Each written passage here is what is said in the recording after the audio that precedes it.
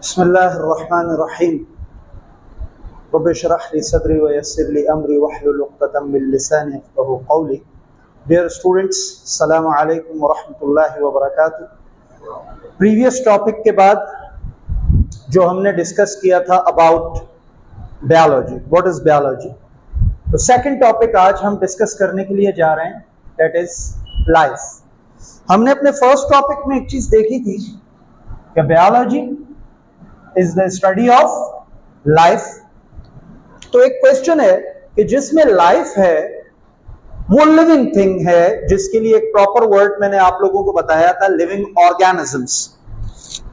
सो living organisms उनको कहते हैं दैट पोजेस लाइफ, जिनके अंदर लाइफ हो, दैट पोजेसेस लाइफ, जिनमें लाइफ हो। क्वेश्चन ये है कि लाइफ क्या है, what is life? Is there any definition of life? Can we define life? क्या हम जिंदगी की, हयात की कोई तारीफ कर सकते हैं? तो इसके लिए पहला आंसर याद रखें कि मोस्ट, बल्कि मैं कहूंगा कि majority of the biologist suggest that there is no definition of life. Life की कोई डेफिनेशन नहीं है।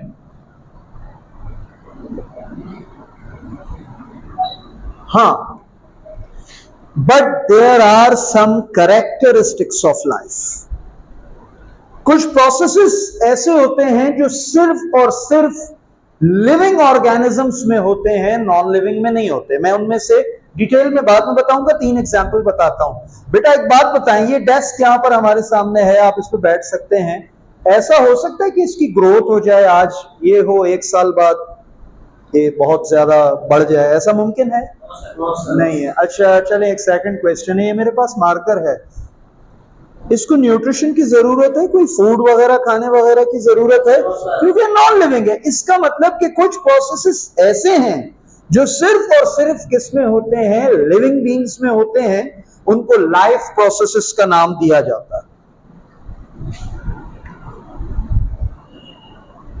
Life processes.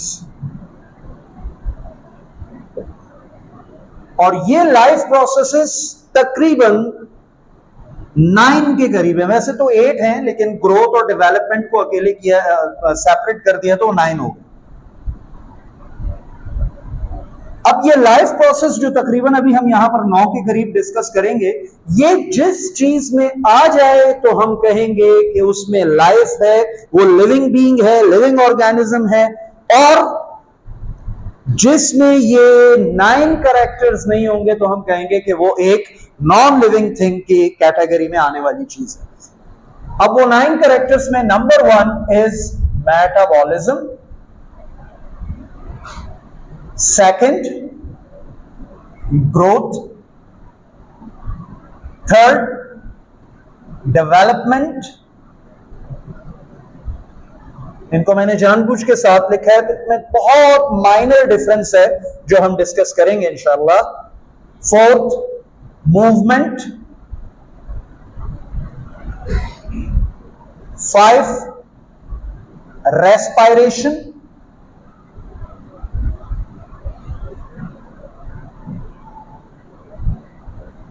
6 एक्सक्रीशन। बल्कि एक्सक्रीशन से पहले हम न्यूट्रिशन को डिस्कस करते हैं। कहीं कहीं इस न्यूट्रिशन को डाइजेशन भी लिखा जाता है। देन कम्स एक्सक्रीशन,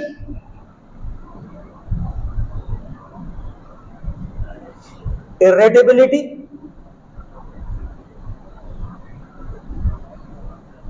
कभी कभी इसको कुछ बुक्स में सेंसिटिविटी भी कह दिया जाता है, लिख दिया जाता है।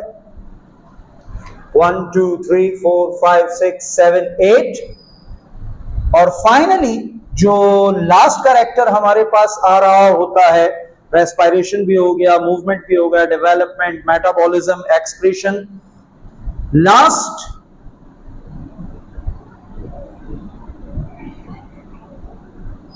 सेंसिटिविटी, तो कभी कभी वो सेंसिटिविटी इसके साथ ले लेते हैं और कभी कभी सेंसिटिविटी को जो है वो सेपरेटली भी जो है वो बता देते हैं। नाउ अब ये 9 कैरेक्टर्स कौन से हैं, या इन 9 कैरेक्टर्स की यूं समझें कि अगर बहुत ही ब्रीफ किस्म की डिस्क्रिप्शन ले ली जाए तो वो क्या होती है। तो इसमें नंबर 1 के ऊपर है मेटाबॉलिज्म। मेटाबॉलिज्म किसको कहते हैं?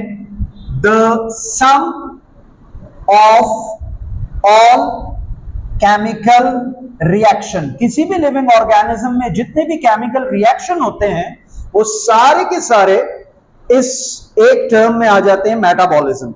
अच्छा, ये लास्ट वन को हम थोड़ा सा सेट कर लें, that was reproduction. Reproduction, growth second. अब ग्रोथ का मतलब वैसे तो है नशोनुमा, लेकिन ग्रोथ और डेवलपमेंट में थोड़ा सा फर्क है।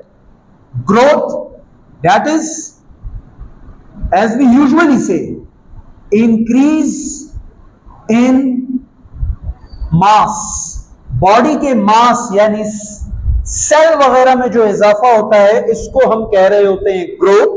जबकि डेवलपमेंट किस चीज को कहते हैं?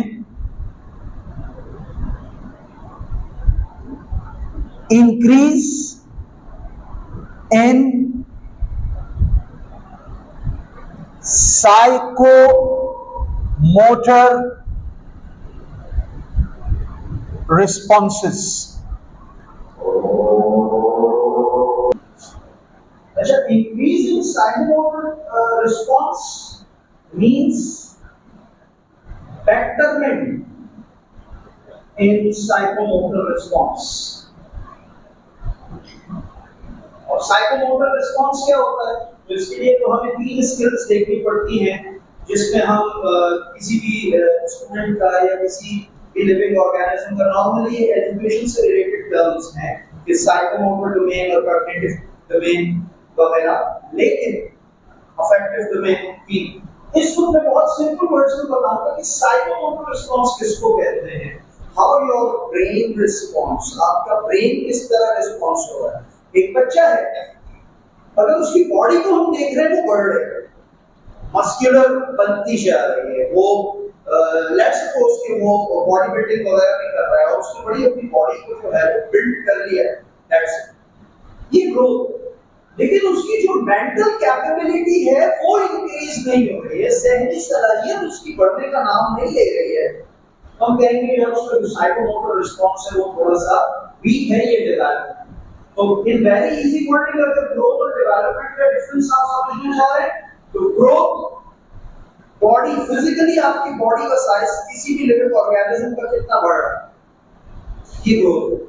और उसकी मेंटल कैपेबिलिटी कितनी ज्यादा बढ़ रही है, उसका रिस्पॉन्स कितना ज्यादा बढ़ रहा है, ये उसका डेवलपमेंट के अंदर आता है। नेक्स्ट टर्म मूवमेंट, इसमें एक चीज याद रखें, मूवमेंट को ये मैंने फॉर एग्जांपल इस मार्कर को यहाँ रखा और यहाँ से हटा दिया, ये भी तो मूवमेंट है, लेकिन यहाँ मूवमेंट होगी ऑन अकॉर्ड, अपनी मर्जी से। नेक्स्ट टर्म्स रेस्पिरेशन, ये सांस लेने का प्रोसेस है। मैं इसको डिस्क्राइब करता हूं एनर्जी रिलीजिंग प्रोसेस, यानी वो प्रोसेस जिसके जरिए हमारी बॉडी में एनर्जी जो है वो पैदा होती है या हमारे फूड से एनर्जी रिलीज होती है बाहर निकल। यहां पर हम ये कह सकते हैं कि एनर्जी रिलीज या energy releasing process with the help of releasing process या the process by which energy release from food with the reaction with oxygen कह सकते हैं, लेकिन मैं ऑक्सीजन का जिक्र नहीं कर रहा, क्योंकि जब आप बाकी के टॉपिक्स में जाकर रेस्पिरेशन को इन डेप्थ स्टडी करेंगे तो रेस्पिरेशन की 2 टाइप्स हैं, एरोबिक, एनारोबिक। एनारोबिक रेस्पिरेशन के अंदर ऑक्सीजन यूज नहीं होती है, एंजाइम्स यूज होते हैं। इसलिए मैंने जस्ट यहां पर लिखा energy releasing process and sometimes, वो बल्कि समटाइम्स तो नहीं, वेरी ऑफन फ्रॉम फूड ही होगा, वो फूड से ही एनर्जी जो है वो रिलीज होती है। नेक्स्ट, अब रेस्पिरेशन यानी एनर्जी को रिलीज किससे, एनर्जी किससे बाहर निकलेगी? फूड से बाहर निकलेगी। तो न्यूट्रिशन एंड डाइजेशन इनका ताल्लुक इनटेक ऑफ फूड से है, खाना खाना, खाने को हासिल करना, फूड को हासिल करना। इनफैक्ट फिर डाइजेशन में थोड़ी सी डिटेल्स हैं जो हम डाइजेशन के चैप्टर में इंशाल्लाह जो है वो डिस्कस करेंगे, इसलिए मैं यहां पर सिर्फ इनटेक ऑफ फूड जो है वो मेंशन कर रहा हूं, वरना डाइजेशन में फिर प्रोसेस और भी बहुत सारे।